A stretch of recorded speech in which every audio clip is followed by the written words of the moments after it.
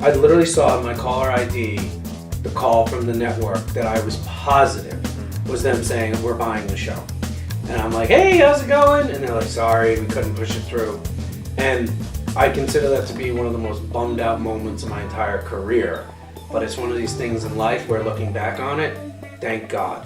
The version of that show was all about celebrities. We would do a Star Wars episode, but we had to get Harrison Ford. We'd do a Transformers episode, we had to get Mark Wahlberg. And I knew in my heart that, yeah, I'll find a way to do it and it'll be cool or whatever, but I knew the show that would work is the one we made.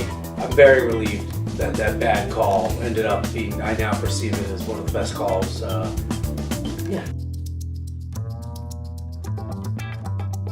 Once they bought it, it really was like, hey man, you know toys, looking forward to the first cut. So we ran off for literally almost 7 months, giving them reports. You know, we talked to them every 2 weeks and we're on schedule, we're on budget, and hey, and it was all cool and it was very structured and very organized. I don't mean to imply Netflix wasn't crossing their T's and dotting their I's, but creatively, we just did what we wanted to do, and that's what they wanted us to do. I grew up my whole life, and I would say almost anybody my age, thinking that Lucas made $1 trillion billion and made 95 cents of every dollar on the toys.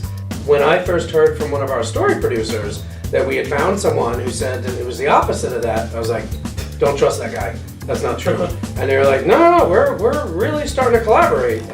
And so that shocked me in something I considered myself to be an expert on. He-Man, which I knew nothing about, was kind of like, we gotta do He-Man. I'm obsessed with He-Man now. Like I bought my first He-Man figure ever, like 5 months ago, and now I'm starting to have a shelf of He-Man.